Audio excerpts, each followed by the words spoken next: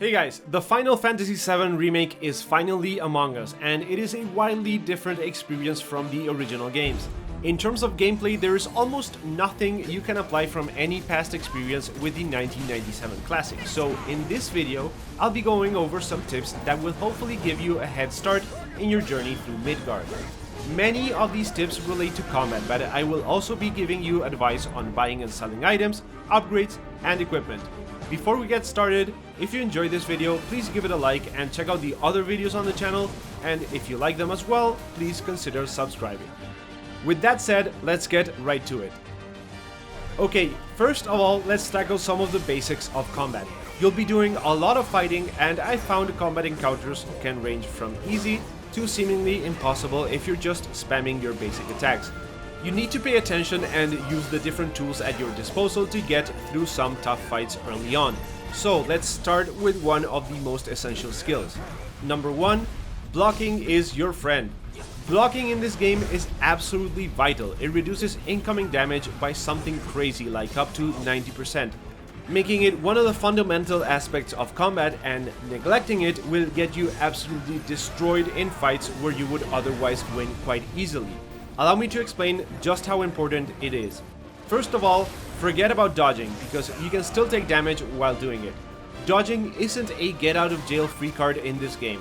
It's a way to move away from an attack before it lands, not while it lands. So if you're used to dodging through enemy attacks, you will have to just unlearn that. Trying to dodge away from a swarm of missiles will generally have you taking several hits and getting your dodge animation interrupted. Second, many attacks are basically unavoidable unless you interrupt the enemy before they get to do them. So you will inevitably end up taking a lot of damage unless you block. Enemies can deal insane amounts of damage very fast, so think of it this way. If an attack takes away 30% of your health, blocking it would reduce that to maybe 3% or 10%. That's the difference between shrugging it off or needing to heal right away, which brings me to my next point. Healing is expensive. You need to use 1 bar from your active time battle gauge in order to do any healing at all. So while blocking is free and you can do it at any time, healing any unblocked damage requires you to use resources like an item or a spell and spend a bar to do it.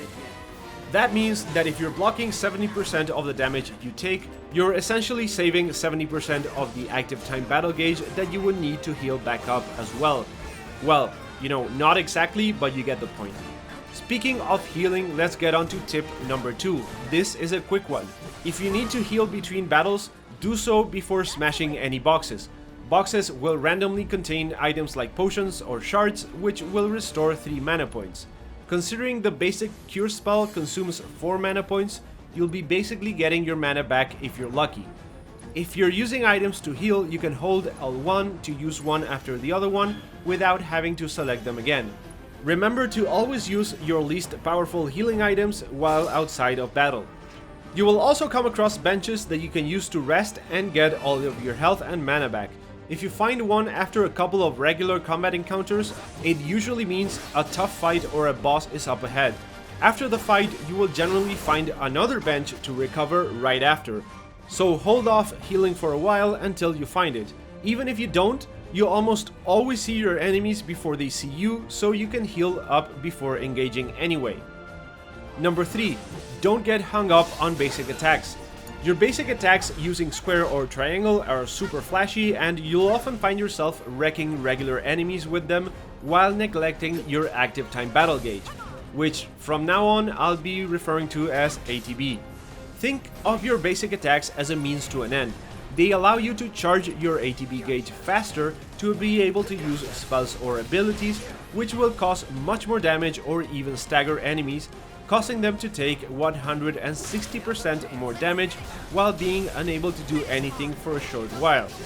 More often than not, your abilities and spells will stagger enemies faster than regular attacks, and it seems like this is compounded by having several party members land their attacks at the same time.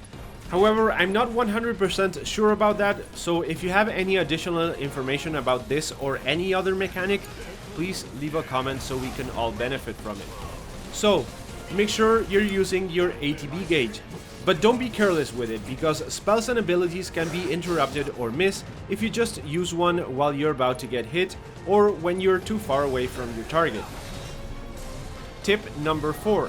Switch characters often.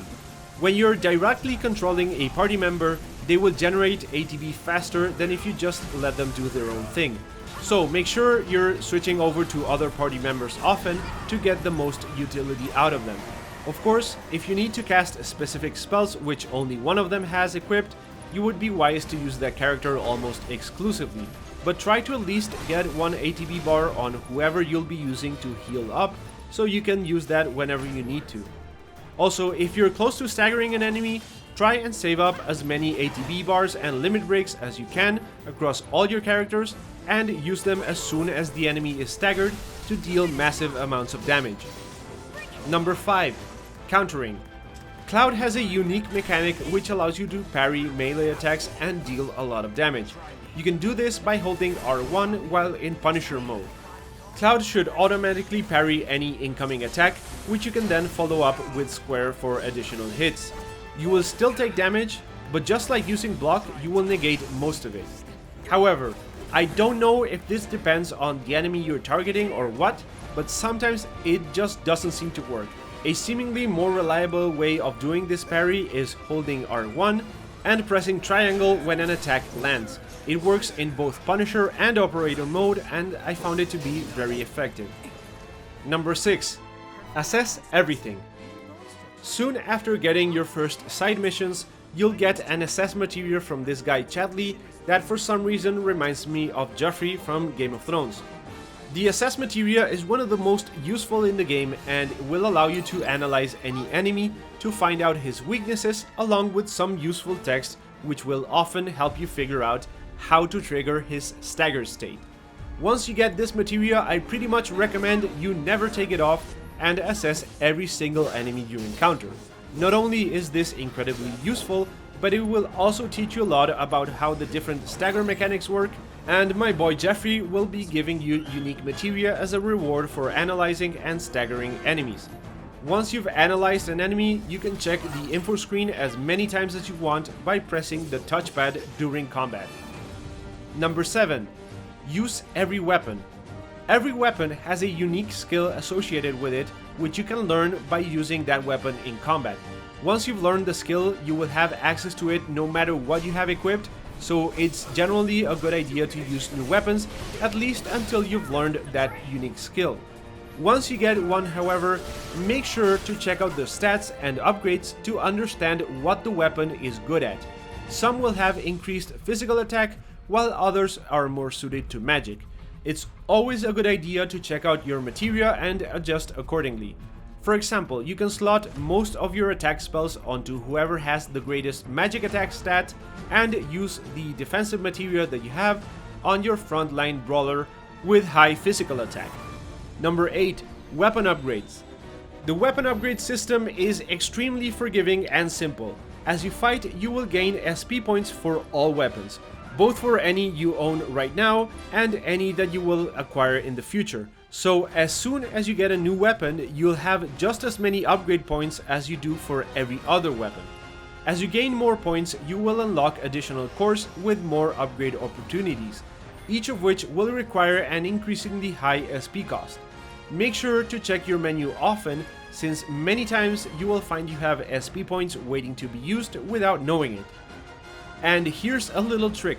You can reset your weapon upgrades at any point by going to Jeffrey and paying a measly 100 gil, so if you unlock a core with better upgrades than the ones you've already invested in, just reset them and spend the points however you want across all cores.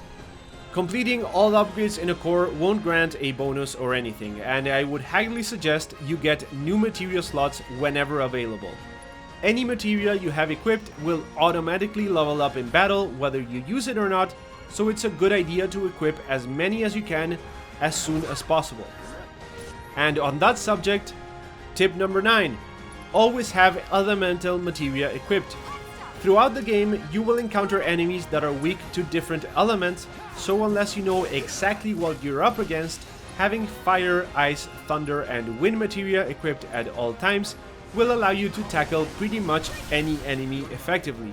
However, if you're heading into a Shinra complex, for example, you know that you will be fighting humans and machinery, so you can narrow that down to fire and thunder, for example. If you find a specific elemental materia before entering an area, then chances are that the enemies that follow are susceptible to it, so you can also use that to narrow down your options if you want to have other materia equipped as well. Number 10. Always buy discounted items.